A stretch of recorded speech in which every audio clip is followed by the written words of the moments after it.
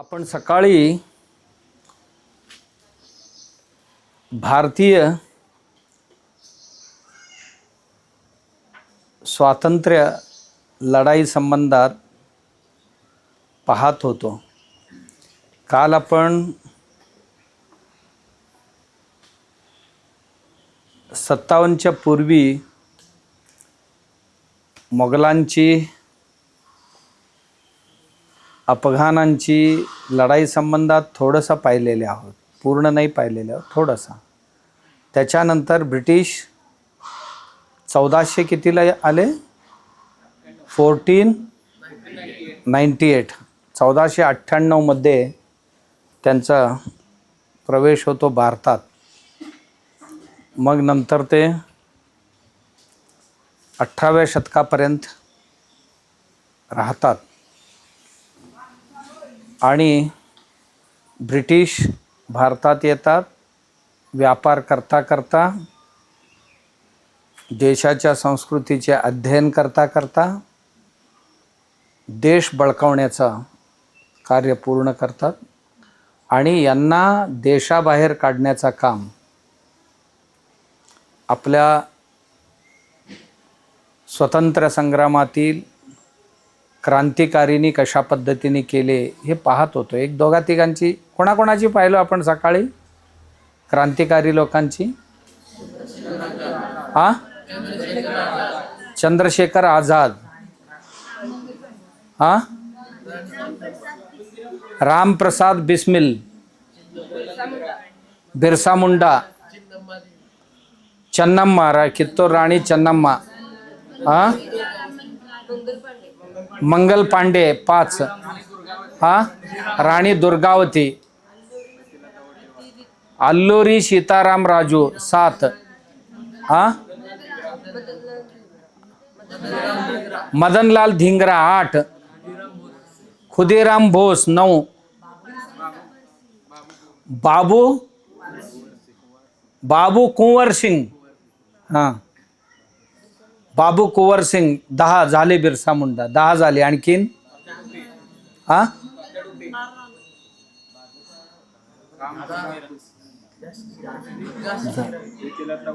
झाशीची राणी अजिजनबाई, होय ना. अजिजनबाईची कथा सांगितली ना, राहील लक्षात. नाश्ता झालेला नव्हता ना त्यावेळे, नाहीतर ती खाली पडून त्याच्यावर नाश्ता पडले तरी सुद्धा राहत नाही, होय ना. नशीब नाश्ता झाले ना, उपहार झालेला आहे त्याच्या, म्हणजे हे सकाळचा 17वरच झाला आहे ना, तरीसुद्धा नावं लक्षात आहेत. नशीब म्हणायचं आपलं.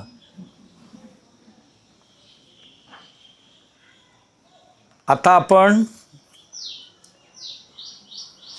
स्वतंत्र संग्रामातील अशी खूप लोक आहेत, सगळ्यांची पाहण्यापेक्षा आपण जरासा पुढे येऊ की 47च्या आसपासला महात्मा गांधीजींनी 2-3 आंदोलनं चांगली केली. गांधीजी 1905च्या दरम्यान भारतीय स्वातंत्र्य लढ्यामध्ये उतरले. शिकायला गेले होते लंडनला. हे पोरबंदरचे आहेत. यांच्या वडिलांची चतुर्थ पत्नी जी होती पुतळाबाई, त्यांचा हा मुलगा. यांच्या वडिलांना 4 पत्नी. चौथी पत्नी जी पुतळाबाई होती त्यांचा हा मुलगा आहे. आणि हे शिकायला लंडनला गेले होते बॅरिस्टर शिकायला. बॅरिस्टर होऊन आले आणि मुंबईत जरासा वकिली करायची प्रयत्न केले. फारसा काय गिऱ्हाईक नाही सापडले, कारण प्रभावीपणे वकालत करणं सुद्धा एक कौशल्य आहे. त्यात त्यांना जमलं की किंवा जमलं नाही की किंवा आसक्ती नव्हती माहीत नाही, पण त्याने ठरवलं की स्वातंत्र्य लढ्यात पडायचं. आणि काँग्रेसमध्ये 5च्या दरम्यान प्रवेश केले. आणि यांचे राजकीय गुरु होते महाराष्ट्राचेच, काय नाव त्यांचं, गोपालकृष्ण गोखले. ज्यांच्या आईचं माहेरघर होतं इथे कागल, हे तसे चिपळूणचे गोपालकृष्ण गोखले, ही जी काँग्रेस आहे, ह्यूम नावाचा एका ब्रिटिश अधिकाऱ्यांनी स्थापन केलेली संस्था आहे. काँग्रेस नावाची जी संस्था आहे की आपल्या देशवासियांना आपला हक्क जे आहे ते मिळवण्यासाठी, संघटन करून लढण्यासाठी येओ ह्यूम नावाच्या एका ब्रिटिश अधिकाऱ्याने स्थापन केलेली ही एक संस्था आहे काँग्रेस. आणि ह्याच्यात हळूहळू माणसं जुळत गेली आणि ब्रिटिशांच्याच विरोधात आंदोलन करायला सुरुवात केली आणि त्यात दोन भाग झाले. एक भाग साम्यवाद्यांची आणि एक भाग थोडासा उग्र स्वरूपाच्या. साम्यवाद्यांमध्ये असं भरपूर होते, जवाहरलाल नेहरू आणि त्यांचे गुरु आता तुम्ही म्हणालात ना गोपालकृष्ण गोखलेजी, असे खूप लोक होते, विद्वान मंडळी, खूप चांगले लोक होते. आणि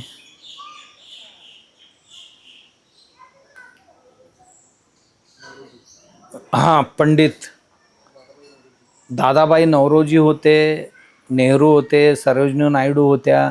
ही अशी जी लोक होते हे साम्यवादी ग्रुपमध्ये होते.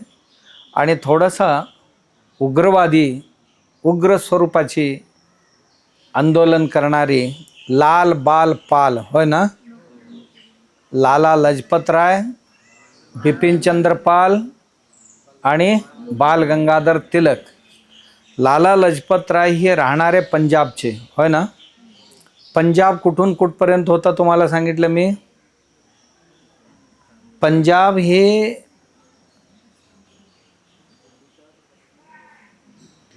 आजचा जो पाकिस्तानची राजधानी आहे ना, लाहोरच्या पलीकडे इस्लामाबाद, तिथून दिल्लीपर्यंत, ज्याच्यामध्ये हिमाचलचा भाग येत होता, उत्तराखंडचा थोडा भाग येत होता, हे सर्व ही पंजाब होता. आणि बंगाल किती मोठा होता, आजचा बांगलादेश आहे तो पुरा बंगालमध्ये होता. बिहारचा थोडा भाग, ओडिसाचा थोडा भाग, झारखंडचा थोडा भाग आणि ईशान्य भारताचा भाग हे बंगालमध्ये येत होता. आणि असे असताना लाला लजपतराय हे मोठे नेते होते. पहिल्यांदा ते उग्र स्वरूपाचं आंदोलन 1928ला एक सायमन कमिशन नावाचं एक कमिशन, एक टोळी भारतात पाठवली होती ब्रिटिश सरकारने. भारताला स्वातंत्र्य देण्याची योग्यता किंवा स्वातंत्र्य मिळालं तर चालवण्याची योग्यता आहे का याची थोडासा पाहणी करून रिपोर्ट सादर करा म्हणून त्यांना पाठवला होता. त्याला सगळ्यांनीच विरोध केले भारतीयांनी. आमची योग्यता तपासायला तुम्ही कोण लागून गेलात. सायमन कमिशनला विरोध केले. त्या विरोधी आंदोलनामध्ये अग्रभागी असणारे नेते होते लाला लजपतराय. ते म्हणाले की ह्याला पाऊलच ठेवू द्यायचं नाही आपल्या देशात. त्यांनी हाक दिली, त्याला कुठल्याही रस्त्यावरनं जाऊ द्यायचं नाही. त्यावेळी खूप मोठं उग्र आंदोलन झालं. त्यांच्या गाडीच्या समोर आडवे पडले लोक, अजिबात तुम्ही आमच्या देशात आत यायचं नाही. त्यात एक छोटा मुलगा तुमच्यासारख्या, तुमच्याच वयाचा, बाबू गेणू नाव ऐकलंय तुम्ही. बाबू गेणू, सगळे हटले पण बाबू गेणू हटला नाही. माझ्या अंगावरनं गाडी घालून जावा पण मी काय उठणार नाही. लाला लजपतराय सांगत नाही तोपर्यंत मी उठणार नाही म्हणा. आणि त्यांच्या अंगावरनं गाडी घालून नेली. आणि पहिलं आत्माहुती देणारा पोरगा होता तो 12-13 वर्षांचा होता बाबू गेणू. भारतीय स्वातंत्र्य लढाईमध्ये अत्यंत सुवर्णाक्षराने लिहून ठेवावं अशा पद्धतीचा मृत्यू बाबू गेणूला आला. लाला लजपतरायसुद्धा पुढे त्या आंदोलनामध्ये इतकं लाला लजपतरायनं मारलं गेलं, कारण ते आंदोलनात होते. ब्रिटिश पोलीस इतकी मारले आणि पुढे त्याच ह्याच्यात लाला लजपत रायांचा मृत्यू पण झाला. लाला लजपत राय पंजाबमधले जेवढी क्रांतिकारी होते ना, हे भगतसिंगपासून सर्वही, त्या सर्वांचे स्फूर्तिस्थान होते लाला लजपत राय. राहत होते लाहोरला.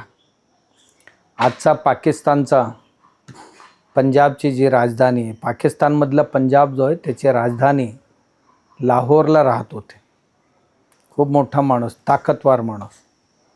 दुसरे होते, एक पंजाबचे होते आणि दुसरे होते बिपिनचंद्र पाल. कुठले होते हे?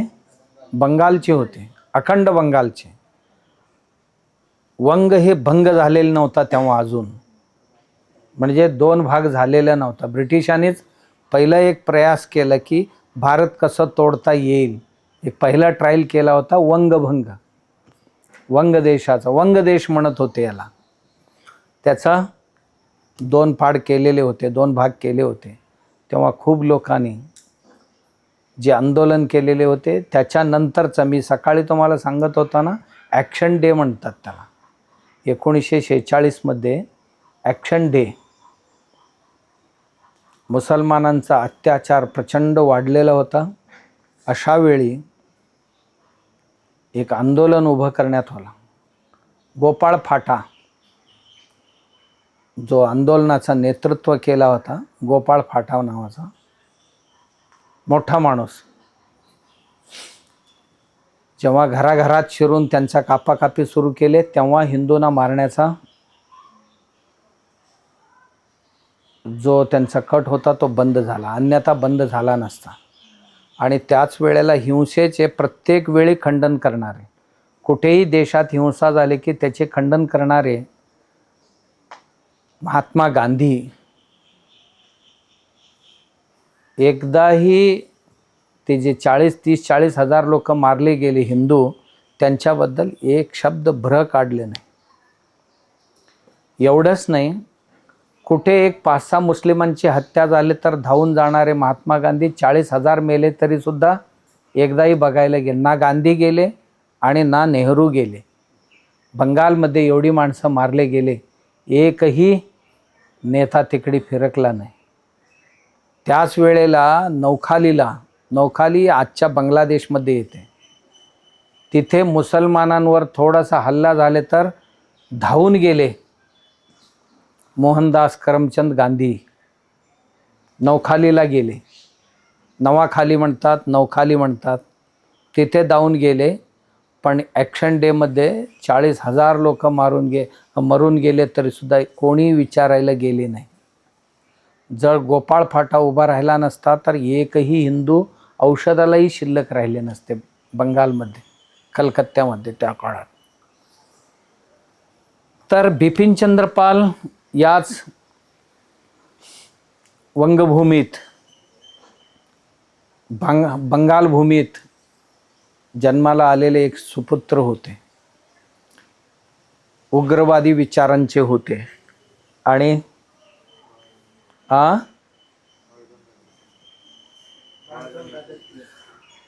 आणि हा नेता पंजाबमध्ये जे क्रांतिकारी तयार झाले स्वातंत्र्य लढ्यासाठी, सगळ्यात जास्त माणसं स्वातंत्र्य लढ्यात कुठले होते माहिती आहे तुम्हाला? बंगाल आणि पंजाब.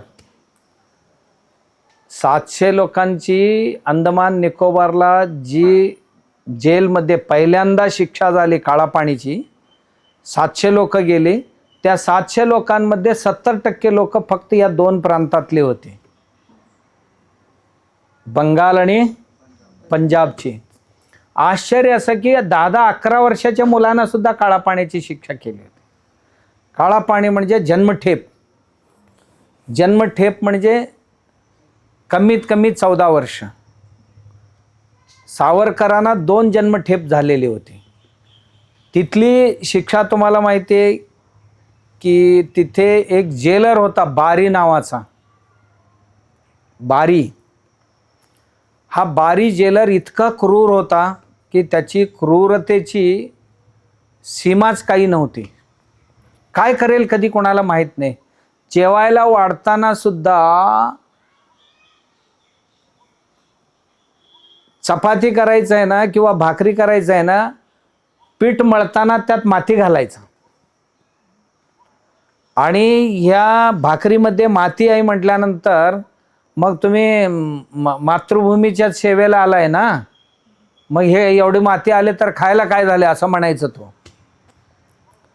मग सावरकर एकदा गेले, त्याला विचारले यात माती आहे, मग मातृभूमीचे सेवेला आलाय ना, मग तुमचीच मातृभूमी आहे ते, थोडासा तो जेवणात आले तर काय झालं म्हटला.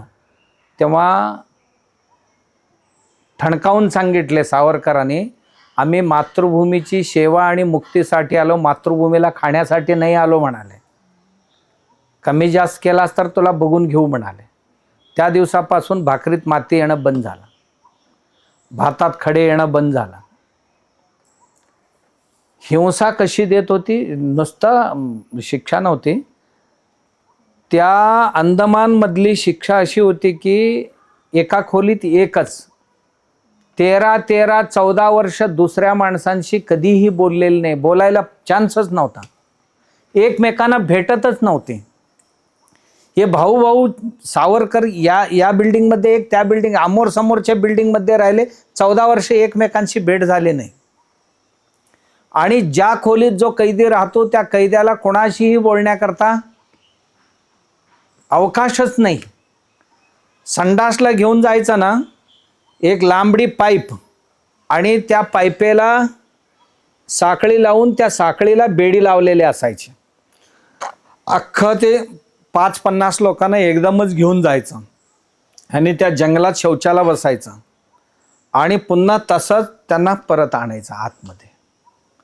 हा अवेळी जर लघवी संडासला आले तर प्रत्येकांच्या खोलीत एक मडकं ठेवलेले असायचं. त्या मडक्यामध्येच त्याने संडास लघवी करायचा आणि त्या मडक्याजवळच झोपायचं. कल्पना करा तुम्ही काय असते ही हिंसा त्या मडक्यामध्येच.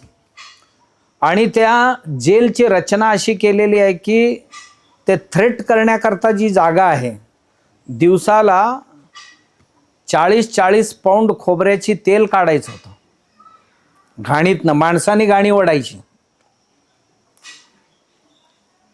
एक बैल सुद्धा थकत होते ते गाणी ओढायला. त्या गाणी माणसाने ओढायचं, कैद्याने ओढायचं. आणि जर थांबला तर चाबूक, म्हणजे चमडीची चाबूक, असा अंगावर मारला तर चमडीच निघून यायचं त्याच्याबरोबर. चमडी निघून आले की त्याच्यावर गरम पाणी ओतत होते. गरम पाणी ओतून झाले की मीठ मारायचं त्याच्यावर. तुम्ही तिथे गेला तर समजेल की मारण्याची पद्धत काय होती, शिक्षा देण्याची. जरा काहीतरी झाले की शिक्षा द्यायचं. शिक्षा द्यायची पद्धत म्हणजे असं एक उतार टेबल बनवलेले, त्या टेबलवर असा झोपवायचा आणि इथे बेड्या ठोकायचा, इथे बेड्या ठोकायचा आणि इथे साखळदंड बांधायचा, पायाला बांधायचा, हाताला बांधायचा, मानेला बांधायचा आणि चाबकाने फटके द्यायला सुरू करायचा. 20 फटके, 25 फटके, 50 फटके, 100 फटके देताना एक फटके दिले की एक तांब्या गरम पाणी ओतायचं त्याच्यावर. गरम पाणी असं उकळते पाणी त्याच्या अंगावर मारायचं आणि फटके मारायचं. 100 फटके. आणि त्या जे फटके मारत होते चाबूक, त्याचा चाबकाचा टोक जिथे लागायचं तिथे खड्डा पडायचा चमडीला आणि खड्डा पडले की त्याच्यात मीठ भरायचं. अशी दर दिवशी न ऐकणारी, उद्धट आहे, उर्मट आहेत असं म्हणणाऱ्यांना किंवा काहीतरी दोष काढायचा आणि त्याला अशा पद्धतीची शिक्षा द्यायची. आणि दिवसभर वाकून ठेवायचं, दिवसभर हात पाय बांधायचा, खुंटीला लटकवायचं भिंतीला. पाय आणि हात असा करायचा, खुंटीला लटकवायचं. हे हात काढला तर खाली पडून डोकं आपटून मरणार. फार विचित्र पद्धतीची शिक्षा त्या काळापाणी याच्यामध्ये असायची. आणि एवढंच नाही, सावरकरांना वेळ जाईना म्हणून लिहायला कागद सुद्धा ते मागत होते की मला कागद आणि पेन द्या, लिहायचं आहे. पेन कागद देत नव्हते. कोळशाची तुकडं कुठून तरी उपलब्ध करायचं आणि भिंतीवर लिहायची. आजही त्यांच्या रूममध्ये गेला तर तुम्हाला दाखवलं जातं. आणि फाशी द्यायची आहे तिथे, फाशी सगळ्यांना दिसते. ज्यांना मृत्यूची हे झालेले, दंड झालेले, तिथे जी एक खोली आहे, समुद्राचा या जेलला समुद्र चिकटलेले आहे. समुद्राचा एक छोटासा भाग जेलच्या आतमध्ये आलेले आहे आणि त्याच्यावर असं गर्डल्स टाकलेले आहेत. त्याच्यावर एक खोली बांधलेली आहे. 3-3, 4-4 लोकांना एकाच वेळी लटकवायची सोय आहे तिथे. आणि खाली एक फळी ठेवतात, त्याच्यावर उभं करायचं, फास लटकवायचं आणि पटकन फळी फळी काढून टाकायचं. टाकले की लटकले आणि जीव गेलेले बघून वर दोरी कापून टाकायचं. ते पाण्यात पडणार आणि तिथे पाण्यात सडूनच मिळणार. तिथे मासे बिसे खाऊन त्याचा अंत्यविधी तिथेच होणार, समुद्रातच पडून मरणार. अशा पद्धतीची शिक्षा होती. आणि त्यातले त्यात चांगले वागले तर त्यांना एक 7-8 वर्षांनी 10 वर्षांनी बाहेर सोडत होते. म्हणजे अंदमान निकोबार असा आहे, कुठल्याही बाजूने गेला तरी तुम्हाला कमीत कमी 1200 किलोमीटरच्या आत कुठल्याही जमीन सापडणार नाही. किती भोवतीने 1200 किलोमीटर भोवतीने समुद्र आहे. मग तेव्हा तुम्हाला कलकत्ता तरी सापडेल किंवा चेन्नई तरी सापडेल. हे 2 शहर जवळचे आहे. मग बाकी इंडोनेशिया, जपान गिपान त्या बाजूला आहेत, एवढ्याच अंतरावर आहेत. आणि तिथे जर चांगलं वागणूक केलं तर तिथनं सोडत होते, त्या जंगलात सोडायचे. इथेच काहीतरी करा. अली नावाचा एक मुस्लिम मुलगा होता, तो इकडचा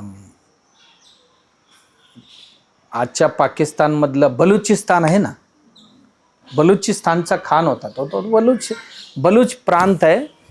त्याला पेशावर म्हणत होते पूर्वी, आजही पेशावर हे आहे, पेशावर प्रांतच म्हणून ओळखला जात होता. तिथे भुकटी लोकांची राज्य होता. आणि तो अली नावाचा एक तरुण मुलगा होता. तो चांगला वागला, तिथे चांगलं वागला म्हणून देशभक्त होता तो मुलगा. त्याला काय केले, चांगलं वागतोय म्हणून जेलमधनं बाहेर सोडले. बाहेर सोडल्यावर हा अली तिथेच मग जगायला काय करायचं, तिथे जी लोक जेलमध्ये इकडे तिकडे कामाला असणारी जी लोक आहेत, सरकारी नोकर, त्यांची दाढी करायला शिकला. तो पॉप्युलर झाला दाढी करण्यामध्ये. दाढी करून त्यातनं पैसे आलेले, त्यातनं आजीविका करायचा. त्याला एकदा दिल्लीहून ब्रिटिश अधिकारी, तिथे छोटी छोटी बेट आहेत, तिथे गेस्ट हाऊस बांधले ब्रिटिशांनी. ते विश्रांतीला यायचं ब्रिटिश अधिकारी तिथे. ही जेल पण बघायची, व्हिजिट करायचं आणि विश्रांती पण करायचं. एक ब्रिटिश ऑफिसर आला होता, हायर ऑफिसर तो. आणि मग त्याला दाढी करायला कोण नव्हते तिथे. अलीला सांगितलं दाढी करायला, आता सुधारलाय, चांगला आहे म्हणून. हा अली दाढी करता करता मान कापला होता त्याचा, गळाच कापून टाकला त्याचा. पुन्हा शिक्षा झाली त्याला. यावेळची शिक्षा इतकं कठोर की ही अंदमानची बेट आहे ना, ह्याच्यापासून लांब असं एक दुसरं बेट आहे, तिथे एकच घर आहे, दुसरं घर नाही, त्याच्या भोवतीने पाणी आहे. तिथे एकट्याला नेऊन टाकलं. तिथे जेवण मिळालं तर मिळालं, नाही तर नाही. ह्याच्यापेक्षा कठोर शिक्षा तिथे टाकले. आणि तो इतका चॅप्टर होता, त्याला एकदा कळलं की व्हायसरायच्या ऑफिसमधला एक प्रमुख अधिकारी अंदमानला आलाय असं कळलं आणि या होडीतनं जातोय इथनं असं त्याला कळलं. त्या घराच्या खिडकीतनं उडी टाकून त्या समुद्रात पोहत पोहत जाऊन त्यांच्या बोटीत चढला आणि त्याला मारून टाकला अली. अशी ध्येयवेडे मुलं होते. आणि त्या अंदमानमध्ये तुम्हाला सांगतो, काही माणसं या ब्रिटिशांच्या अत्याचाराला वैतागून अनशनला बसलेले होते, उपोषणला. तर हा बारी नावाचा जो जेलर होता, उपोषणला बसलेल्या माणसांना मारझोड करायचा, पाडायचा खाली, जमिनीवर पाडून एक नळी तोंडात टाकायचं, टाकून त्या नळीतनं गंजी किंवा दूध वतायचं. हे मेले तर आपल्यावर येतील, उपाशी मेले तर आपली नोकरी जाईल म्हणून तो अधिकार त्यांच्या हाताखालच्या शिपायांना घ्यायचा, एकाला पायावर उभा करायचा, एकाला छातीवर उभा करायचा, एक पाईप लावायचा तोंडात आणि त्याच्यातनं गंजी किंवा हे वतायचं. आणि ते श्वासनलिकेत जाऊन प्राण गेलेले काही सैनिक तिथे आहेत. एक छोटा मुलगा होता बाबू नावाचा, अजिबात जेवणार नाही म्हटला, त्याला मृत्यूदंडाची शिक्षा, हे मृत्यूदंड नाही जन्मठेपेची शिक्षा झालेली. खूप खिलाडी होता तो. अजिबात जेवणार नाही म्हणाला, उपोषणला बसला. कुठल्याही जेलरचा भरपूर मारून बघितले, मुटकून बघितले, काय मरेन म्हटला मी. आणि लहान मुलं जर मेले तर मोठ्याला मोठी शिक्षा होतात. म्हणून तो जाऊन शेवटी, जेलर बारी होता नालायक, तो जाऊन ह्यांना म्हणाला, आंबेडकर आपलं सावरकरजींना, तुम्ही तरी त्या मुलाला समजावं, साला हा काय मेला बिला तर माझी नोकरी जाणार. मग आंबेडकरांनी सावरकरांनी त्या मुलाकडे गेले, त्याला समजावले, बाळा आपल्याला जिवंत राहायचं आहे आणि अजून खूप मोठं लढाई लढायचं आहे, आणि ते उपाशी आत्ताच मेला तर मग ह्यांना हाकलून कोण काढणार बाहेर, त्यामुळे तू जेव, आपण जगलो तर काहीही करू शकतो. असं त्या मुलाला बुद्धिवाद सांगितल्यानंतर तो मुलगा जेवला, आणि तोही मुलगा पुढे तिथेच मरतो. असे खूप सारी लोक तिथे. मला म्हणायचं होतं की त्यातल्या 70% लोक 2 प्रांतातली होती आणि 30% उर्वरित भारतातली होती. म्हणजे स्वातंत्र्य लढ्यामध्ये या 2 प्रांतांची योगदान किती लक्षात घ्या आपण. पहिलं बंगाल आणि दुसरं पंजाब, किंवा पहिलं पंजाब दुसरं बंगाल. का? येणारी आक्रमक सगळी त्या कोपऱ्यातनंच आत येत होते, दिल्लीकडच्या बाजूला, बरोबर. बाहेरचे जे आक्रमक आहेत ते सगळे तिकडनंच येत होते, आणि जे नुकसान त्यांनी, जे हाल त्यांची झालेले ते हाल आमचा कोणाचाही झालेले नाही आहे. लाल बाल पाल, बाल गंगाधर टिळकांचं तरी तुम्हाला सगळ्यांना जीवनकथा माहिती आहे. केसरी नावाची पेपर पण काढत होते, ब्रिटिशांच्या विरोधात कठोर लढाई लढणारी आणि अनेको क्रांतिकारकांना जन्म देणारे. त्यांच्याच प्रेरणेने चाफेकर बंधू असतील, अनंत काणेरे असेल, किंवा अशी महाराष्ट्र 3 नंबरवर येतो. त्या 2 प्रांत सोडल्यानंतर किंवा भरपूर बलिदान देणाऱ्यांचा प्रांत म्हणून महाराष्ट्र ओळखला जातो. अनंत काणेरे किती होता? तुमच्यापेक्षा लहान वयाचा होता. फासावर चढला. कुठे? खेड तालुक्यात गाव आहे त्याचा, रत्नागिरी जिल्हा खेड तालुक्यात त्याचं गाव आहे. सांगण्याचं तात्पर्य बाबा, काँग्रेसमध्ये एक गट क्रांतिकारींचा होता आणि एक गट शांतिकारी लोकांचा होता. दोघांचंही आंदोलन चालू होतं. ब्रिटिशांना शांतिकारी आवडत होते. जे शांती समाधानाने आंदोलन करणारे आहेत ते नेहमी ब्रिटिश त्यांच्यावर मेहरबान असायचा. त्यांना कुठल्याही जेलमध्ये टॉर्चरिंग झालेले नाही. काय ऐकलंय तुम्ही? नाही. जी शिक्षा विनायक दामोदर सावरकरांना झाली, जेल झाली, जेलमधली शिक्षा अनुभवली, अशी शिक्षा नेहरू आणि गांधीजी इत्यादी मंडळींना असं कधी नाही झाले. यांना कुठल्या तरी गेस्ट हाऊसमध्ये नेऊन ठेवायचं, बेस्टपैकी काठ, गादी, मच्छरदाणी म्हणून पत्र लिहितात. कारण जेव्हा नाब जेलमध्ये नेऊन ठेवले होते नेहरूला, नाब पंजाबमध्ये नाब म्हणून आहे, तो आता पलीकडे गेला आहे. त्या नाबचे जेलमध्ये ठेवलेले असताना मोतीलाल नेहरू घाबरले. अरे पोराला जेलमध्ये ठेवले. मग ते पहिल्यांदाच जेलमध्ये, त्या जेलची कथा लिहिलेली, आत्मकथा. जेलमध्ये खूप छोटं असते, एक छोटीशी खोली होती, काठ होती पण नीट नव्हती, गादी होती पण फाटकी होती, कथा लिहिलेली. आणि पाणी स्वच्छ देत नव्हते, जेवण थोडंसं हे होतं, म्हणजे बाकीच्यांना जे मिळत नव्हते त्यांना एवढं तरी मिळत होता. बाकीच्यांना जमिनीवर झोपावं लागत होतं, मुंग्या चावत होत्या, साप विंचू तरी असं अंगावरनं जायची, क्रांतिकारींच्या अंगावरनं. हे सगळी सहन करत होते. यांना तरी तसं कधी नाही झालं. आणि पुन्हा ह्याच्यावर मार खायचं आणि तेलाची गाणीतनं तेल काढायची. आणि कधी कधी जंगलातनं लाकडाची ओंडक्या आणायला ह्यांना लावायचा, झाडं तोडायला लावायचा, गवत कापून आणायला लावायचा, असे हजारो कामं करायला लावत होते. यांना आयुष्यात कुठलंही असं शिक्षा नाही झाली.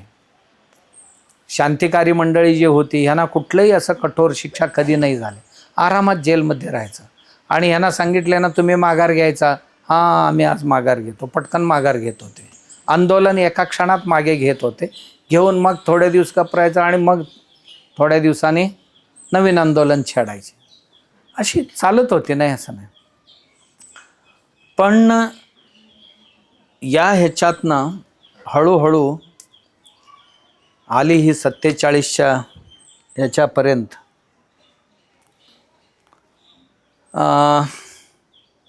लंडनमध्ये 46मध्येच निवडणूक डिक्लेअर झाली लंडन पार्लिमेंटची. 2 पक्ष होते, 2 नेते होते. एक सत्ता पक्षाचे पंतप्रधान कोण होते? चर्चिल. आणि विरोधी पक्ष नेता प्रमुख म्हणून ॲटली, क्लेमिंग ॲटली नावाचा ग्रहस्थ अपोजिट पार्टीचा लीडर होता. या दोघांची 2 पक्ष. आणि इलेक्शनमध्ये दोघांनीही आपापली घोषणापत्र तयार केले. त्या घोषणापत्रामध्ये ॲटलीने लिहिलं की आम्हाला जर निवडून आणलात तुम्ही यावेळी, आमचा सरकार जर गादीवर आली, तर आम्ही भारतातना आमची जे लाखो लोक आहेत त्यांना सुरक्षित आपल्या देशापर्यंत आणू. कुठल्याही जीवितहानी न होता आमच्या लोकांना सुरक्षित आम्ही बाहेर काढू. अशा पद्धतीने जाहीरनाम्यात दिली होती. आणि कर्मधर्म संयोगाने त्यांचाच सरकार आला. चर्चिल पडला. जे अन्याय अत्याचार करणारा चर्चिल होता भारतावर, त्यांचा पक्ष पडला आणि ॲटलीचा पक्ष निवडून आला. निवडून आल्यानंतर हे करायला पाहिजे, आता अंमलबजावणी करायला पाहिजे. मग तो लागला की आपली लोक माघारी आणण्याकरता कोण योग्य माणूस आहे, जो शेवटचा व्हायसराय म्हणून, त्याला व्हायसराय म्हणजे भारताचा सर्वोच्च अधिकारी व्हायसराय दिल्लीला असायचा, 4 गव्हर्नरच्या वर. व्हायसराय म्हणून कोणाला पाठवायचं? त्यांनी इकडी तिकडी सगळी माहिती काढली. काढल्यानंतर द्वितीय महायुद्धाच्या वेळी नेव्हीमध्ये ऑफिसर म्हणून काम केलेला आणि अंदमान निकोबारमध्ये बरीच महिने राहिलेला जो लॉर्ड माउंटबॅटन, हा माउंटबॅटन जो आहे राजघराण्याचा जवळचा होता आणि चांगलं अधिकारी म्हणून त्याचं नाव होता. काही दिवस भारतात राहून गेला होता.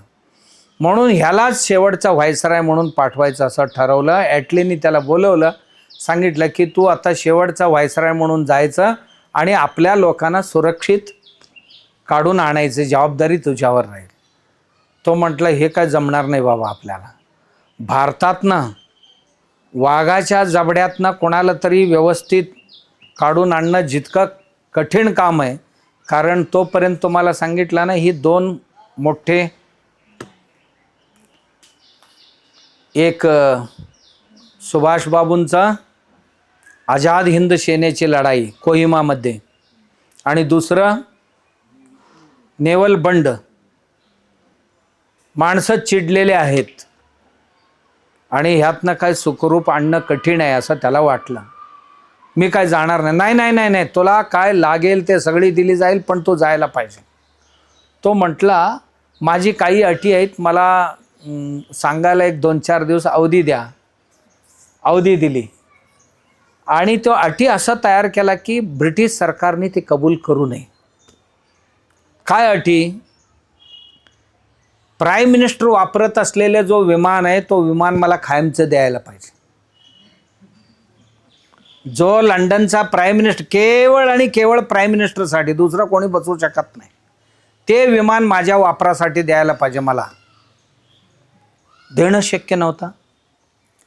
ॲटली म्हटलं पुढचा मी जे निर्णय घेईन त्याच्यात कोणी ढवळाढवळ ब्रिटिश पार्लिमेंटमध्ये कोणी प्राईम मिनिस्टरपासून दुसरं कोणी करायचं नाही. मी जे निर्णय घेईन ते शेवट. ॲटली म्हटलं अरे आमच्यापेक्षा वर झालास तू. हा तसा असेल तर मी जाईन. अशी एक 7-8 अटी लिहिला इतक्या कठीण अटी होते, शेवटी नाइलाजाने ॲटली गव्हर्नमेंटने ते मान्य केले. मी म्हणेन 30 अधिकारी माझ्याबरोबर द्यायचा. ते ब्रिटनमध्ये एवढी महत्त्वाचे ते नाही सांगायचं मला. मी जे जे मागेन सर्वही मला मिळायला पाहिजे.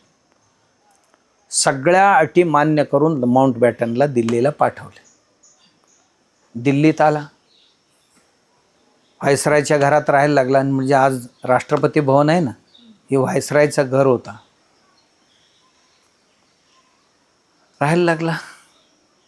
काय रुबाब असते त्यांची. कुत्र्यांची जेवण बनवणारी अलग, माणसांची जेवण बनवणारी वेगळी, नाश्ता बनवणारी वेगळी, संध्याकाळची जेवण बनवणारी वेगळी. आणि कोणाला कुठली त्याची मेनू तयार करायचा, मंजुरी घ्यायचं, टेस्ट करायचं. फर्स्ट क्लास जेवण बनवायचं त्याने. आणि ही हरामखोर ब्रिटिश भारतीय कुत्र्यांना नाही, माणसांना कुत्रे म्हणत होते. कुत्रे नाही, काळे कुत्रे म्हणत होते आम्हाला. आणि आमची लोक जेवण करायचं, जेवण केल्यानंतर कुत्र्याला टाकून जे शिल्लक राहते ना, ते म्हणायचं तू खा. इतकी नीच वागणूक देत होते. म्हणजे जनावरांपेक्षाही अत्यंत निकृष्ट दर्जाची वागणूक आपल्याला देतो. अशांच्या घरात राहून काम करायचं. मग हा इटली भारतात आला. आल्यानंतर एकेकांना बोलवून मिटिंग घ्यायला सुरू केला की स्वातंत्र्य द्यायला पाहिजे. तर ह्या देशातलं कोणाला बोलवायचं? कोण एक व्यक्ती आहे की ज्याच्याशी, एक व्यक्ती कोण नव्हता मालक इथे. 565 संस्थानिक हे मालक आहेत, बरोबर. 4 गव्हर्नर ब्रिटिशांचे आहेत, ती मालक आहेत. आणि त्यांच्यावरचे ते. त्याच्यानंतर राजकीय पक्ष आहेत, किती आहेत? काँग्रेस पार्टी आहे, मुस्लिम लीग आहे, कम्युनिस्ट पार्टी आहे, रिपब्लिकन पार्टी आहे. आणि कम्युनिस्टांच्या अजून एक 4-5 होती. सोशलिस्ट म्हणजे समाजवाद्यांची पार्टी आहे. त्याशिवाय हिंदू महासभा सावरकरांचा. ह्या सगळ्यांबरोबर चर्चा करायला पाहिजे ना. एक हो म्हटलं की एक नाही म्हणायचं, असं दर दिवशी सुरू झालं. मग गांधीजींना बोलवले काँग्रेसतर्फे पहिल्यांदा. गांधीजी म्हटले की या देशाची फाळणी ते म्हणाले की बघा, जिन्ना भयंकर आग्रह करायला लागलाय, आपल्याला जिन्नाला त्याची वाटणी देऊन टाकावं लागेल, त्याशिवाय हे प्रश्न मिटणार नाही. कारण ब्रिटिशांनी आधीच ठरवला होता, देश देताना अखंड नाही द्यायचा, तुकडे करूनच द्यायचा. त्यासाठीच त्याला 2-3 वर्ष आधी पाठवले होते जिन्नाला. मग म्हणाले, जिन्ना म्हणायचं मला पाकिस्तान शिवाय दुसरं कुठलंही अट मान्य नाही किंवा कुठलाही सुझाव मला मान्य नाही, असा जिन्ना म्हणत होता. गांधी म्हणत होते की भारताची फाळणी माझ्या छातीवरच होणार, माझ्या मुडद्यावर होणार. मी जिवंत आहे तोपर्यंत एक संस्कृती संपन्न राष्ट्र याला 2 होऊ देणार नाही. हे गांधीजी म्हणा किंवा डॉक्टर बाबू राजेंद्र प्रसाद म्हणा, या सगळ्या मंडळींचं म्हणणं होतं. नेहरूला बोलवली. नेहरू असंच म्हटल्यासारखं केलं. हा आधी सामीलच होता तसा ब्रिटिशांना. सामील होण्याचं कारण पण आहे, त्याची चित्र पण तुम्हाला पाहायला मिळतील. ज्या स्विमिंग पूलमध्ये नेहरू पोहत होता त्या स्विमिंग पूलमध्ये लेडी माउंटबॅटनही पोहत होते. दोघेही एकत्र पोहायचे काम करत होते. कोण? एका काडीमध्ये दोघेही सिगारेट पेटवत होते. कळलं तुम्हाला? काडी एकच, दोघांची तोंडात सिगारेट, एकाच काडीवर दोघेही पेटवत होते. म्हणजे माउंटबॅटन ही केवळ त्यांची पत्नी म्हणून आलेली नव्हती, तर हे नेहरूंची सखी म्हणून आली होती. म्हणजे नेहरूला जसा पाहिजे तसा नाचवायला. नेहरूला नाचवायला नाही, नेहरूला नाचवले तर गांधी नाचतील. कारण गांधी नेहरूंची मोडणार नाही याची गॅरंटी ब्रिटिशांना 100% होता. कोणाचाही ऐकणार नाही, पण गांधी नेहरूंचा मोडणार नाही याची खात्री होती. गांधी नाही म्हटले, नाही होऊ देणार मी. एवढं सांगितले गांधींनी, तुम्हाला पाहिजे तर उद्याच बॅरिस्टर जिन्नाला प्राईम मिनिस्टर करा, त्यालाच मंत्रिमंडळ रचना करायला सांगा, आम्ही त्यांच्या हाताखाली राबायला तयार आहोत, पण देशाचे 2 तुकडे नाही करायचं. बॅरिस्टर जिन्नाला, मोहम्मद अली जिन्नाला तुम्ही प्राईम मिनिस्टर करा, आमचा हिंदू कोण नको, मुसलमानालाच करा, आणि त्यांनीच राज्य करू द्या, पण आम्हाला देश नाही तोडायचा, एवढा स्पष्टपणे गांधींनी सांगितलं. मग नेहरूला बोलवलं. आजोबा असं म्हणतोय, काय करताय बघा म्हणाले. ते म्हणाले मी समजावतो, तुम्ही काय काळजी करू नका म्हटलं. जाऊन समजावला. नाही म्हणाले, अजिबात जमणार नाही, मी अजिबात मान्य करणार नाही. तुम्हाला करायचं असेल तर माझी 2 तुकडे करा शरीराची, मग तुम्ही भारताची 2 तुकडे करा, असंच म्हणायला लागले. मग हळूच सरदार वल्लभभाई पटेलनं त्यात ओढले. पटेलानं समजावलं, हे बघा ह्याच्याशिवाय जमणार नाही, कारण तोही टोकावर बसलाय जिन्ना आणि तुम्ही टोकावर बसला तर ह्यात का तोडगा काही निघणार नाही. शेवटी वल्लभभाई पटेल आणि गांधी दोघांनी मिळून गांधींना कबूल करायला लावले. ठीक आहे म्हणाले, करून टाका 2. बाबासाहेब तेव्हा उठले. बाबासाहेब म्हणाले नाही, देश 2 नाही झाले पाहिजे. जर 2 करायचं असेल नीट करा. थॉट्स ऑन पाकिस्तान नावाचा एक पुस्तक आहे बाबासाहेबांचं. बाबासाहेब प्रामाणिक होते. 2 दलित नेते होते भारतात. एक बाबासाहेब आंबेडकर बॅरिस्टर होते आणि दुसरे एक होते, काय नाव त्यांचं, जोगेंद्रनाथ मंडल.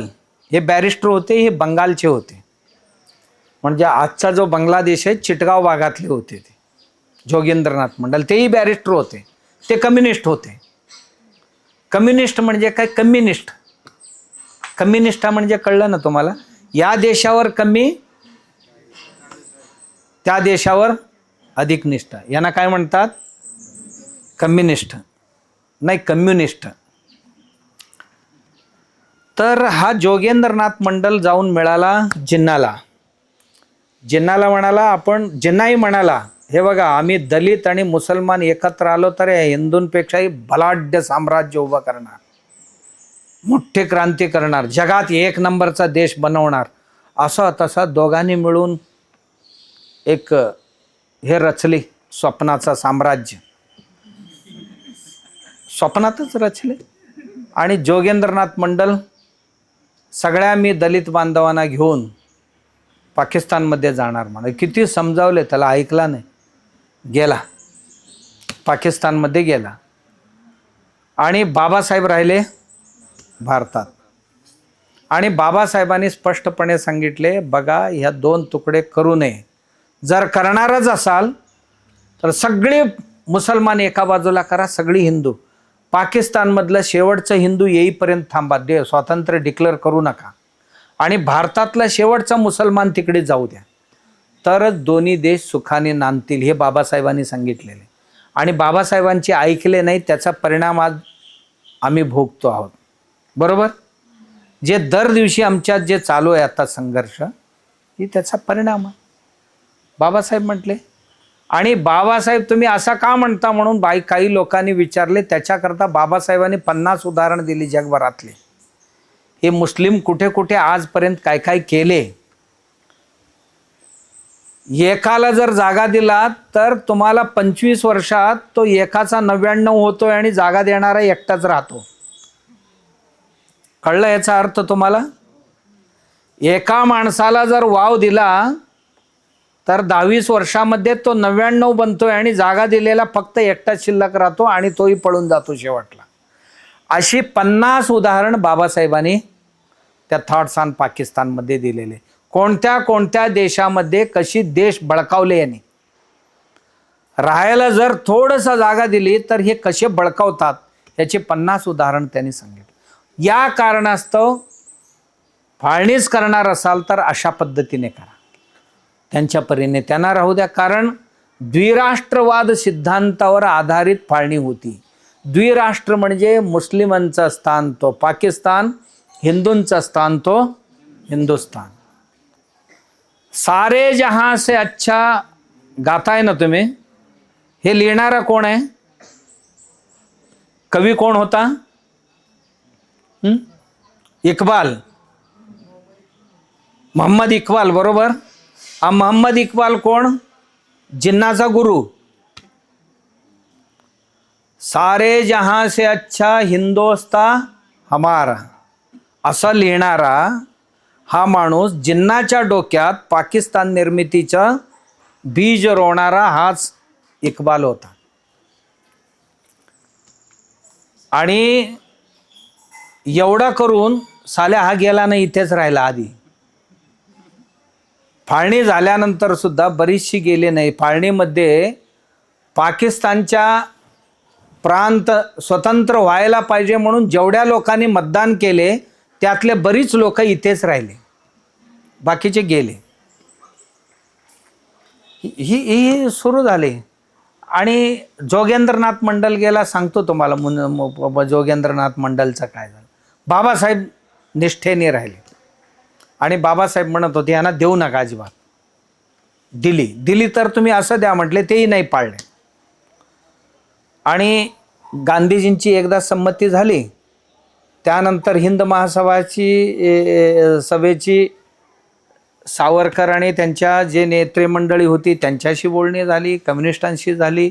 कम्युनिस्ट काय, तुम्ही ब्रिटिश जे सांगाल ते आम्ही करायला तयार आहोत. हे पहिल्यापासून त्यांच्याच कच्चपी लागलेले लोक होते आणि असे बरीच होते.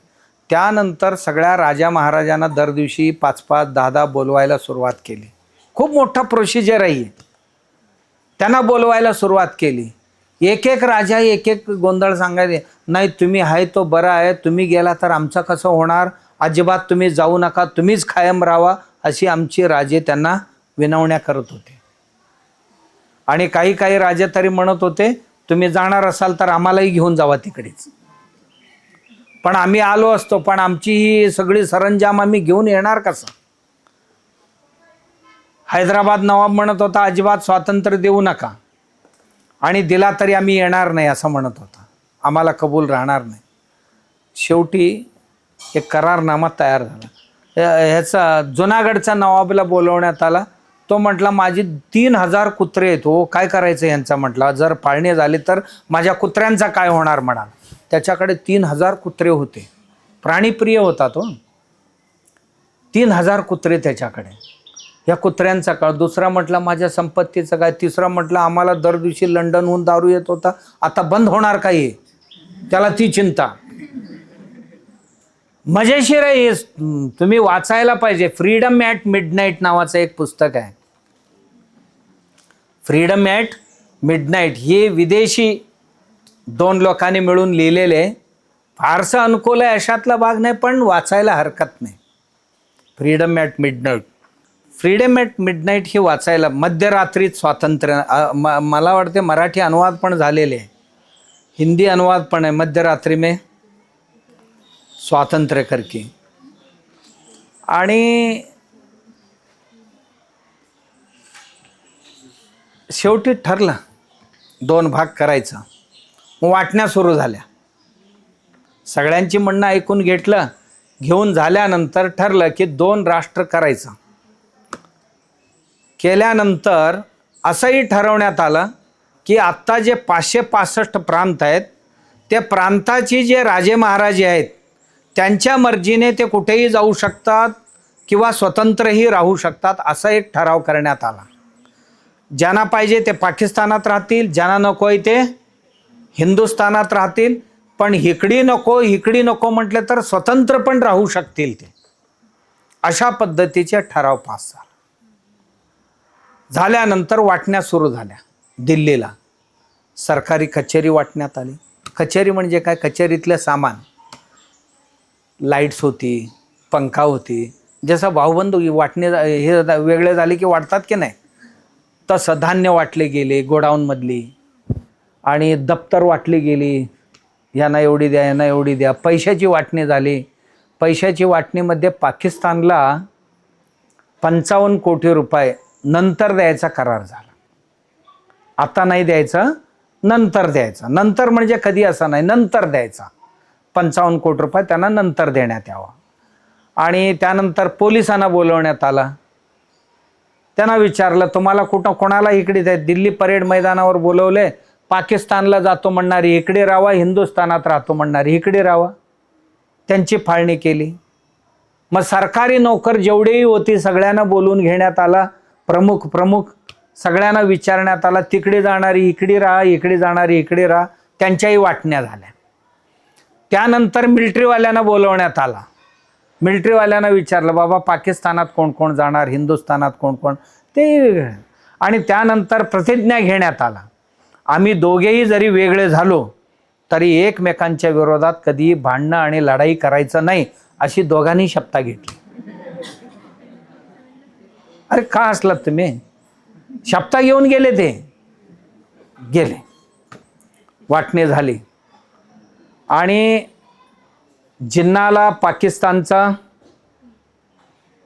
प्रमुख म्हणून डिक्लेअर झाले आणि इकडे तात्पुरतीक नेहरूंचा डिक्लेअर केला. आणि 13 ऑगस्टलाच जिन्ना लाहोरला गेले 2 दिवस आधी. अजून फाळणी म्हणजे रेष ओढलेलं नव्हता. आणि ऐनवेळी रेडक्लिफ नावाचा एक अधिकाऱ्याला तिथून बोलवण्यात आला. रेडक्लिफ तो आला, तो भारताचा नकाशा घेऊन बसला आणि मनात आले असं एकदा फिरून आला जाऊन. त्याला कोण कोण भेटले, काय काय लालूच द्यायचं ते दिले.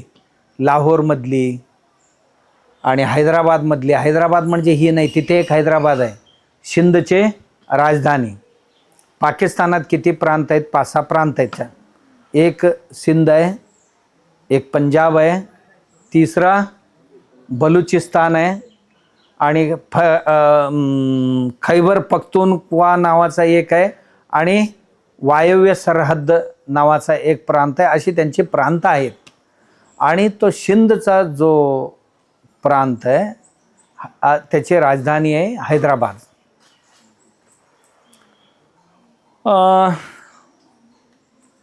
झाले, तो सिंधलाही जाऊन आला, लाहोरलाही जाऊन आला आणि सीमा भागातली बऱ्याचशा शहरांमध्ये फिरून आला. बरीचसे अधिकारी भेटले, बरीचसे व्यापारी भेटले, मोठमोठे उद्योजक भेटले. त्यांना काय सांगितले, काय दिले, काय घेतले माहीत नाही. ज्या लाहोर शहरामध्ये 70 ते 73% हिंदू लोक राहत होते, त्या लाहोरला त्याने पाकिस्तानात ढकललं. ज्या हैदराबादमध्ये 70-80% सिंधमध्ये हिंदू लोक राहत होते आणि त्या हैदराबादला सुद्धा, सिंधला सुद्धा त्यांनी पाकिस्तानात टाकले. असा रेष ओढला. ओढल्याबरोबर 14 तारखेला रात्री हे रेष ओढल्यावर सुरू झाले. 14 तारखेला त्याचा पट्टाभिषेक होता. कोणाचा? जिन्नूचा. आणि दुर्दैव असा 2 जणच गेले, त्याची बहीण फातिमा आणि हा जिन्ना असा एक नीच माणूस आहे. त्याचा एक दोस्त होता मुंबईत, पारशी उद्योगपती होता. त्यांच्या घरी नेहमी जाणं येणं असायचं ह्याचा. आणि त्याच्या मुलीशी प्रेम केला आणि तिच्याशी लग्न केलं. आपली मुलगी दोस्ताची मुलगी सारखंच ना. मित्राच्या मुलीशी लग्न केलं. मित्र काय तयार नव्हता, पारशी होते ते, आणि ती मुलगी ऐकायला तयार नव्हती. ती लग्न केली. पण फाळणी झाली त्यावेळी त्या दोघांचाही काही ठीक नव्हता. ती म्हणाली, मी नाही येणार, तुझं तू जा म्हणाले. जिन्नाबरोबर त्याची बायको गेली नाही आणि त्याच्याबरोबर गेली त्याची बहीण फातिमा जिन्ना ही गेली तिकडे. हे 2 जणच गेले. तर इतकी दरिद्र अवस्था. त्या 14 तारखेला जो पाकिस्तानची स्थापना दिन साजरा करण्याकरता आणि यांची मोठं मिरवणूक काढणार होती. मिरवणूक काढायला एक गाडी नव्हती यांच्याकडे. गाडी कोणी दिली? बिर्लांनी दिली. आमच्या बिर्लांची कारखाना तिथे होती लाहोरला. आणि बिर्लांनी आपली इम्पोर्टेड एक गाडी दिली त्यांना मिरवणुकीला. आणि त्यानंतर जिन्ना एक टेलिग्राम केला व्हायसरायला, माउंट बॅटनला, मला भीती वाटते, हिंदुत्ववादी कार्यकर्ते कोणी मला ठार मारण्याची शक्यता आहे असं गुप्तचर माहिती आलेले माझ्याकडे. कारण हिंद महासभेचे काही कार्यकर्त्यांनी असं काहीतरी आखलेले आहे असं त्यांना बातमी मिळाली. मग मला सिक्युरिटी पाहिजे, कारण आता मिलिटरी तिकडे गेलेले, ती काय अर्धवटच होती, इकडची तिकडे गेलेत, अस्त्र शस्त्र शिस्त काही नाही आहे. मग व्हायसराय म्हणाले मीच येतो. हा गेला माउंट बॅटन, जाऊन त्याचा मिरवणूक व्यवस्थित पार पाडून त्यांना देऊन टाकून आले. 14 तारखेचा संपला आणि 14 तारखेला नेहरूला सांगितलं तुम्ही पण शपथ घ्या 14 तारखेला. म्हटलं 14 तारखेला अमावास्या मी घेणार नाही म्हटलं, आधी कुठलाही काही मानत नाही म्हणत होता. बरोबर, हाय कम्युनिस्ट प्रवृत्तीचं, आम्हाला काय शुभ अशुभ काय नसते म्हटला. आणि कोण काय म्हटले माहीत नाही, आज अमावास्या मी घेणार नाही, मी उद्या घेतो म्हटला. दुसऱ्या दिवशी दिल्लीत यांची शपथविधीची म्हणजे पट्टाभिषेकाची तयारी, दुधाची अंघोळ घातली याला. हा, पट्टाभिषेक म्हणजे अभिषेक व्हायला पाहिजे ना, पंचामृताचे अभिषेक घातले, सगळी चालू आहे. या बाजूला अभिषेक सुरू झाली, त्या बाजूला कापाकापी सुरू झाली. जे रेष ओढले होते ना रेड क्लिपने, त्या रेषाच्या अलीकडे पलीकडे दंगली उसळल्या. इतक्या दंगली उसळल्या की आपण कल्पना करू शकत नाही. अरे ज्यांची 200 एकर 300 एकर 400 एकरची बागा, ते बागा सोडून एका रात्रीत मोकळ्या हाताने यायचं असं तुम्हाला जमेल का? बघा, ज्याचा राजवाड्यासारखं घर आहे आणि 2-2 4-4 10-10 फॅक्टरी आहेत ज्याची, तो माणूस नेसल्या कपड्यावर भारताकडे का? त्या मुस्लिम दंगलखोर जी होती, तलवारी घेऊन बंदूक घेऊन प्रत्येक हिंदूंच्या घरात जाऊन झोडायला सुरुवात केली, लुटायला सुरुवात केली आणि म्हणायला लागले की पोरी आहे ते इथे ठेवायचा, महिला आहेत इथे सोडायचा, पुरुषांनीच फक्त जायचं. असं झालं की आमच्या मुलींवर रस्त्यावर अत्याचार करण्यात आला. त्या अत्याचाराची वर्णन तुम्हाला वाचायला सुद्धा मन होणार नाही. अशा पद्धतीचे अत्याचार आमच्या भगिनींवर केले. काही लोक कुठे छतावर दडून बसले, कुठे अरे ज्याच्या 200-200 एकर जमिनी शिकांची. द्वितीय महायुद्धामध्ये लढाई लढलेले जे सैनिक होते त्यांना सरकारने जमिनी दिली होती. पहिल्या महायुद्धात लढलेले, दुसऱ्या महायुद्धात लढलेल्या जमिनी दिली होती. त्यांनी मेहनत करून त्या जमिनीचे नंदनवन बनवले होते. एकेकाची कितीतरी एकर जमीन, आणि ते सगळी सोडून यायचं आहे. लिहितात कथा, तुम्ही वाचायला पाहिजे. देश विभाजनाची दुरंत कथा किंवा फ्रीडम ॲट मिडनाईट, ह्या दोन्ही वाचा तुम्ही, तुम्हाला कळेल. किंवा आत्ताच परवाच एक चांगलं इतिहासाचं पुस्तक आलेले, हे राम, प्रखर श्रीवास्तव, प्रबुद्ध श्रीवास्तव, माझ्या मते प्रबुद्ध नाही, प्रखर श्रीवास्तव अँकर आहे DD चॅनलला. इतकं सुंदर इतिहास लिहिला आहे, हे राम नावाचा पुस्तक लिहिला आहे. सगळे याच्यात पुरा इतिहास येतो या 47चा. छोट्या छोट्या बारीक सारीक घटना सुद्धा त्यात आलेल्या आहेत, वाचायला पाहिजेत. आणि कापाकापी सुरू झाली. माणसं मिळेल ते हातात घेऊन निघाले. एक ब्रिटिश पायलटने लिहिलेले, कॅप्टन विमानाचा लिहिलेले, मी दिल्लीहून लाहोरला जाईपर्यंत मला जवळजवळ 20 मिनिट ते अर्धा तासाचा प्रवास होता. विमानाला तासाला किती किलोमीटर जाते तुम्हाला माहिती आहे? एवढ्या रस्त्यावर मी जात असताना खाली वळून बघत होतो तर 1 इंच जमीन खाली नव्हती. इतकं सगळी माणसांनी भरलेले होती, जाणारी येणाऱ्यांनी माणसं. कोण बैलगाडी घेऊन निघाले, कोण घोडे आणि खच्चर घेऊन निघालेले आहेत, कोण पायदळी निघालेले आहेत. आणि निघालेली माणसं सहज नाही निघालेले, वाटेत खूप साऱ्या कष्ट नष्ट सोसत आले. मी जम्मूला गेलो होतो एकदा, तिथे असेच या ह्याच्यातनं आलेले, फाळणीनंतर आलेले, दुसऱ्या तिसऱ्या दिवशी निघालेले आजोबा 6 महिन्यांनी बॉर्डरवर आले. ते 6 महिने लागले त्यांना बॉर्डरवर येऊन पोचायला. ह्या गावात दंगली चालू आहेत, इथे मारतात तिथे झोडतात, म्हटले असं जायचं, तिथेही मारामारी चालू आहे मग तिथे जायचं. असं करत करत तो आजोबा मला वाटते 94 वर्षाचा होता.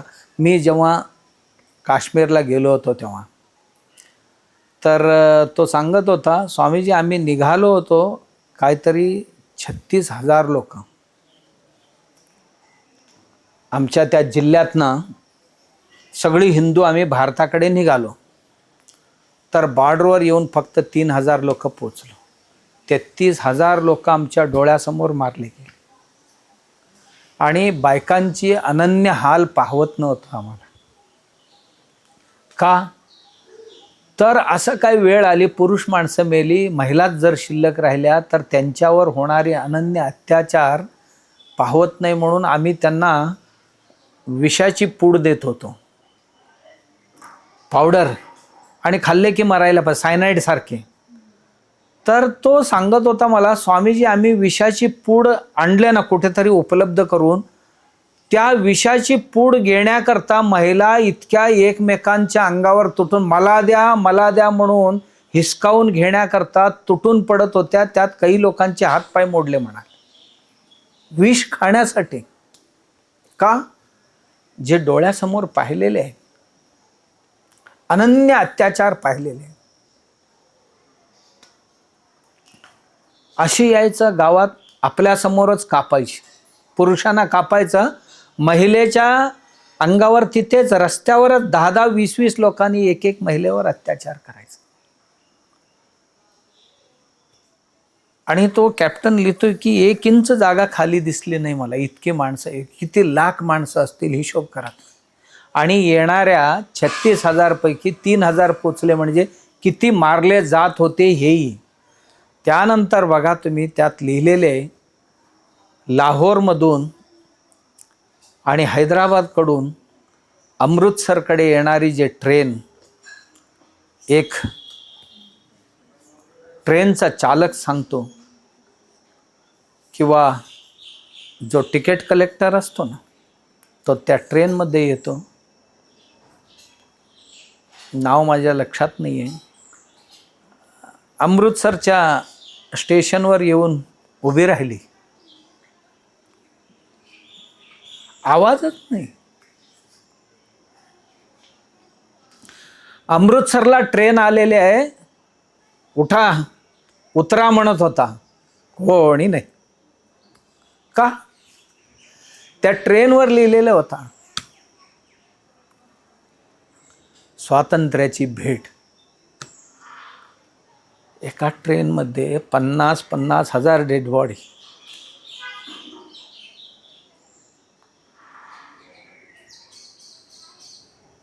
तुम्हाला आश्चर्य वाटेल की असं कसं होऊ शकतं, इतकं क्रूर असू शकतात का माणसं. अत्यंत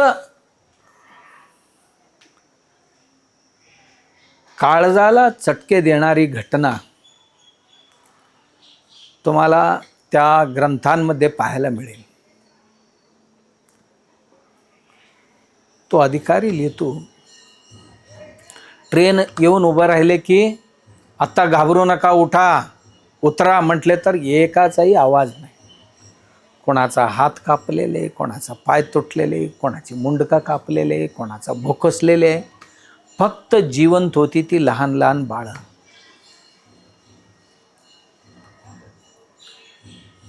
ती बाळ आईची स्तन शोधत होते.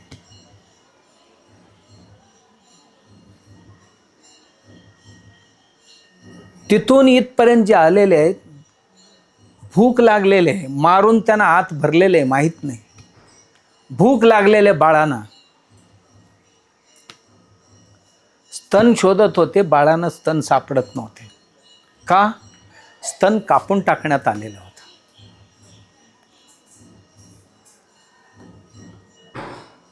अशी दर दिवशी काही ट्रेन येत होती. मी 1-2 ट्रेन नव्हे, काही ट्रेन भरून येत होते. आणि इकडनं जाणारी काय नव्हते. इथले सगळे निवांत होते. जे मुसलमान होते तेही निवांत होते. इथे कोण मारत नव्हते. फक्त तिथले हिंदूंची अवस्था बेहाल होती. दर दिवशी नवीन कथा, नवरा एका बाजूला गेलाय, बायको एका बाजूला गेली, मुलं एका बाजूला गेली, कोण कोणाला 20-20 वर्ष सापडले नाही. फाळणी झाल्यानंतर 10-10, 20-20 वर्ष आई वडील सापडले नाही, मुलं सापडले नाही एकमेकांना. एवढ्या जमिनी आस्ती सगळी टाकून आले. इथे आले, ते ओढ्यावर उभी राहिली. इथे आले, आश्चर्य तुम्हाला काय सांगू, इथे येत होते कुठे सरकारी शाळा तरी कुठे होते तेव्हा. देवळात शाळा भरायची, देवळात लोक राहायची, कोणाचे तरी पडकावाडा असेल तर त्यात जाऊन राहायची, मंदिरात राहायची आणि मशिदीत राहायची. दिल्लीत मशिदीत राहिले होते काही लोक येऊन, आणि इकडे सुद्धा येऊन काही राजस्थानमध्ये वगैरे मशिदीत लोक राहिले. राहिल्यावर मुसलमान नेते गांधीजीकडे गेले, आमची मशीद बळकवायला लागले तुमची लोक. गांधींनी पटकन हुकूम काढले, सगळ्या मशीद खाली करण्यात यावं. सरकारला आदेश दिले, नेहरूला, सगळ्या मशिदी खाली करून घ्या. पोलीस गेले, मशिदीतनं माणसं बाहेर काढले. सीझन कुठला असतो ऑगस्ट महिना तुमच्या लक्षात येतो का? कुठला असतो? हा, पावसाळा आणि थंड. अशा ह्याच्यात जी माणसं नुसतं अंगावरची कपड्यानिशी आलेले आहेत, खाण्याचा विचारायला कोण नाही, पिण्याचा विचारायला कोण नाही आहे, तेव्हा स्वयंसेवी हिंद महासभेचे कार्यकर्ते वगैरे घरोघरी भिक्षा मागून आणत होते, जीव घालत होते, जुने कपडे मागून आणत होते, ते ह्यांना देत होते, ही काम चालू होती. अशा वेळेला गांधींचा आदेश झाला की ह्या सगळ्या मशिदी खाली करायचं. लोक म्हटली एवढा पाऊस तरी थांबू द्या, नंतर आम्ही जातो. नाही नाही नाही म्हणाले, आत्ताच्या आत्ता खाली करायचं. माणसांना खेचून बाहेर काढण्यात आला, रस्त्यावर ढकलण्यात आलं. माणसं रस्त्यावर जनावरासारखे मेली, पावसाने मेली. तिथून इथपर्यंत जिवंत आलेली माणसं या देशात आल्यानंतर आपल्या देशात आम्ही आलो. आपल्या नातेवाईकांकडे आम्ही आलो. या भावनेने जी आलेली होती ती माणसांना गांधींनी अशा पद्धतीने मारून टाकली, रस्त्यावर मेली. ठिकठिकाणी त्या लोकांची असं हेळसांड चालू होतं.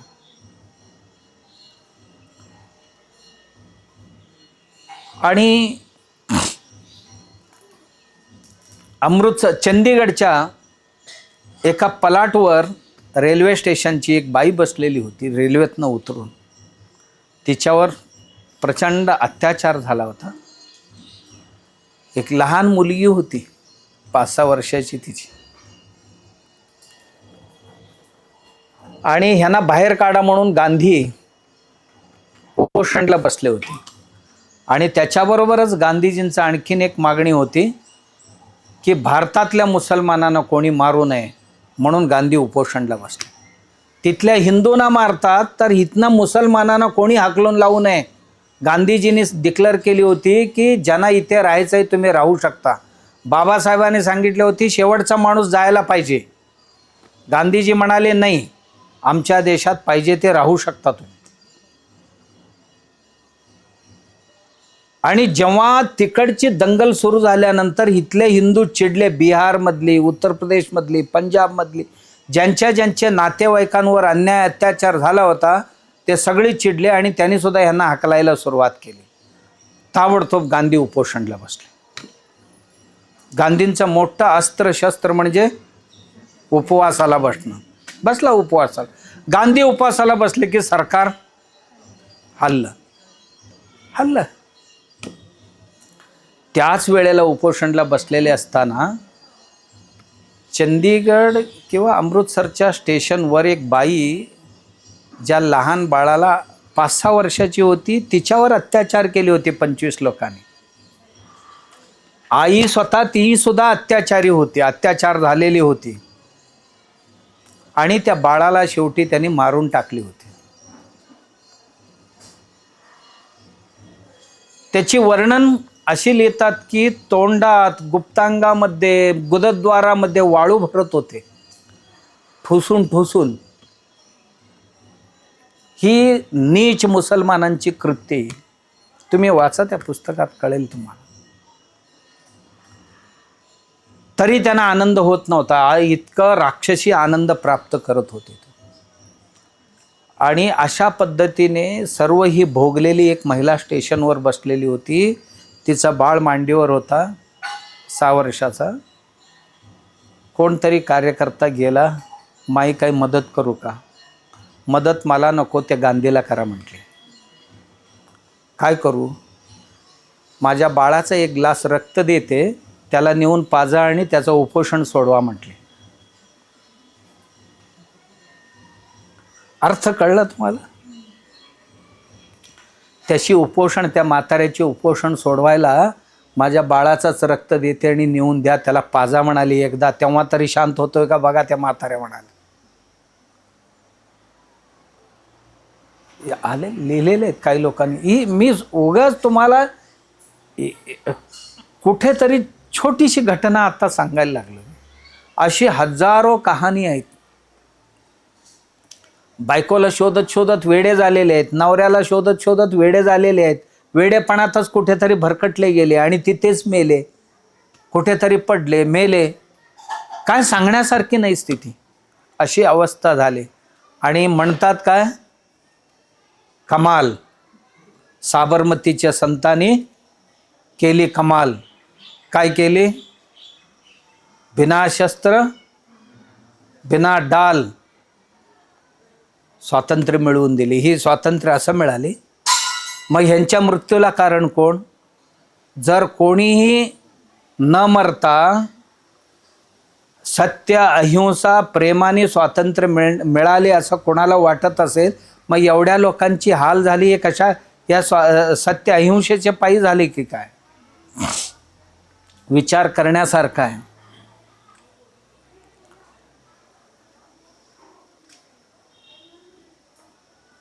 वढून काढली. पाकिस्तानमध्ये हिंदूंची ही शिरकाण चालूच होता. आमचा एक गेला होता ना बॅरिस्टर, तो तिथला संविधान रचना समितीचा अध्यक्ष बनला होता. जसं आमच्याकडे बाबासाहेब कुठल्या समितीची, संविधानाच्या मसुदा समिती नाही, लेखन समिती 13 होती एकूण विभाग. संविधान समितीमध्ये 13 डिपार्टमेंट केलेली होती, प्रत्येकांना विषय दिलेली होती आणि त्याचा एकत्रीकरण करण्याचं काम बाबासाहेबां आणि त्यांच्या टीमकडे होतं. आणि बाकी सगळे आजारी पडले, काही विदेशात निघून गेले. बाबासाहेब स्वतः आजारी होते असताना सुद्धा त्यांनी एकटा रात्रंदिवस बसून लिहून काढलं.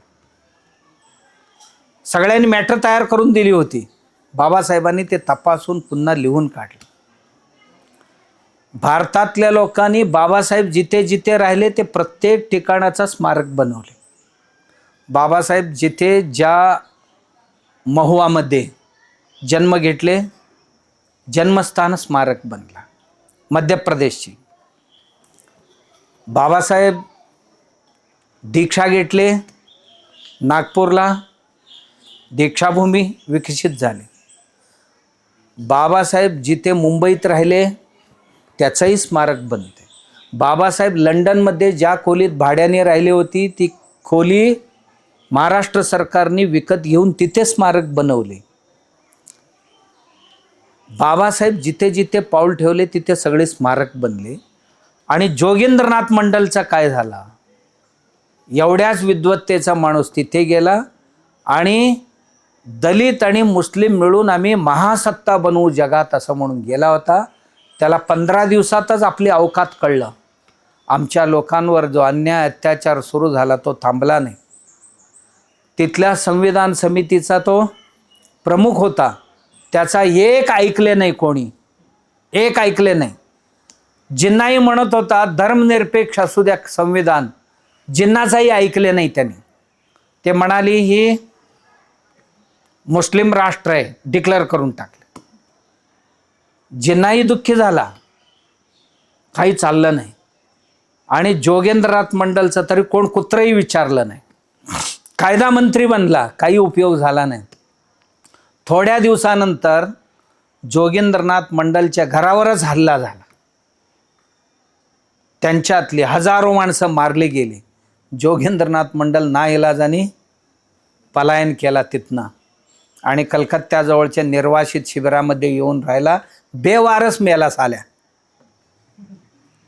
बेवारस मेला. भारतात असता तर त्याचा बाबासाहेबांनी एवढंच उंचीची स्मारक निर्माण झाली असते. ही हिंदुस्थान आणि पाकिस्तानमधले हिंदूंच्या आणि मुस्लिमांमधील फरक आहे.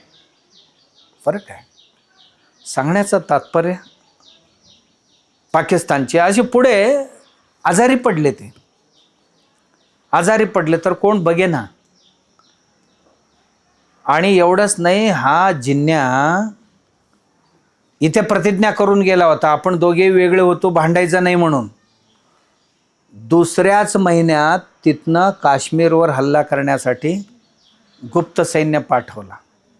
बरोबर. काही आदिवासी टोळ्या आणि वेशभूषण बदललेले पाकिस्तानची सेना काश्मीरचा कब्जा करण्याकरता. हरिसिंग राज्य करत होत. महात्मा गांधी सांगत होते, हरिसिंग ए तू हिंदू राजा आहेस, प्रजा सगळी मुसलमान आहे, तुझं काय काम आहे, देऊन टाक त्यांना म्हणाला. हैदराबाद निजामाला बोलला नाही बुड्डा. सगळी प्रजा हिंदू होती. बरोबर. राजा मुस्लिम होता. जुनागडला राजा मुस्लिम होता, प्रजा सगळी हिंदू होती. तुम्ही जावा, प्रजा हिंदू आहेत असं म्हटलं. पण हरिसिंगला सल्ला दिला, हरिसिंगला सल्ला दिला की प्रजा सगळी इथली मुसलमान आहेत आणि तू हिंदू राजा कशाला राहतो, देऊन टाक त्यांना म्हणाला. तो म्हणाला ये इथे देतो म्हणाला. नेहरू गेला, नेहरू गेला, धरून आत टाकला. तो 4-8 दिवस आत राहून आलाय प्राईम मिनिस्टर असताना. ये म्हटलं तर टाकतो का, दाखवतो म्हटला, दाखवला. आणि तेव्हापासून नेहरू म्हणत होता इथे शेख अब्दुल्ला नावाचा माझा भाऊ आहे, त्याच्याकडे द्यायचं. फारुख अब्दुल्ला आहे ना, याचा वडील होता, त्याच्या हातात द्या म्हणत होता. तसं बघितलं तर ते दोघेही भाऊ भाऊच आहेत. त्यांची इतिहास जर शोधत शोधत मागे गेला तर याचा इतिहास तिथे जाऊन पोचते. ते सगळी नको सांगायला तुम्हाला, अजून लहान आहे तुम्ही. तर तिथे ही छद्मसेना आली, सगळी झाली. आणि शेवटी काही भारतातल्या बुजुर्ग मंडळीने जाऊन राजा हरिसिंगला समजावले, राजासाहेब तुम्ही भारत सरकारला सोपवून टाका. भारत सरकारला सोपवले, त्यांनी लिहून दिले. तोपर्यंत पाकिस्तानची सेना एअरपोर्टपर्यंत येऊन पोचलेली होती. सरदार वल्लभभाईंनी ताबडतोब हुकूम दिली. भारताची सेना जे जाऊन उतरले, ठोकायला सुरुवात केली. पाकिस्तानच्या हद्दीपर्यंत नेऊन त्यांना खदेडून हकलून आले. आल्यानंतर नेहरू साहेबांनी अर्धा काश्मीर त्यांना लिहून दिला. जिंकलेले काश्मीर आधी होते आपले, राजा हरिसिंगने भारत सरकारला लिहून दिली आणि कब्जाही आपली झालेली आहे. आणि अशा काश्मीरला अर्धा काश्मीर लिहून दिली, जी आता POK म्हणतो, पाक ऑक्युपाईड काश्मीर म्हणतो ना, ही नेहरू साहेबांनीच लिहून दिली. आणि कायमची भांडणं ही वाढून ठेवली ताटात. म्हणजे देशाला स्वातंत्र्य असं सहजतेने नाही मिळालेले, हे तुम्हाला सांगायचं होतं. समजलं तुम्हाला?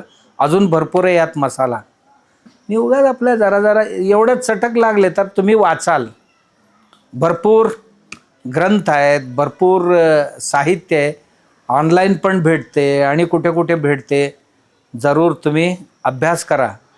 म्हणजे नाहीतर तुम्ही नुसता IT-BTमध्येच मशगूल व्हाल आणि देश कसा झाला आणि का झाला, ह्याच्यात आमच्या पूर्वजांनी काय आहुती दिली हे जर नाही कळलं तर काहीच नाही कळलं असं होईल तुम्हाला. म्हणून हे माहिती असावी. म्हणजे आपण आत्ता राष्ट्राला कसं वाचवायला पाहिजे, राष्ट्रात कसं वागायला पाहिजे हे आपल्याला कळते. आजूबाजूची लोक कशी आहेत, ह्यांच्याबरोबर आम्ही कसे राहायला पाहिजे हे आपल्या लक्षात येईल. ह्यासाठी सर्व सांगितले. कळलं? थांबूया आता.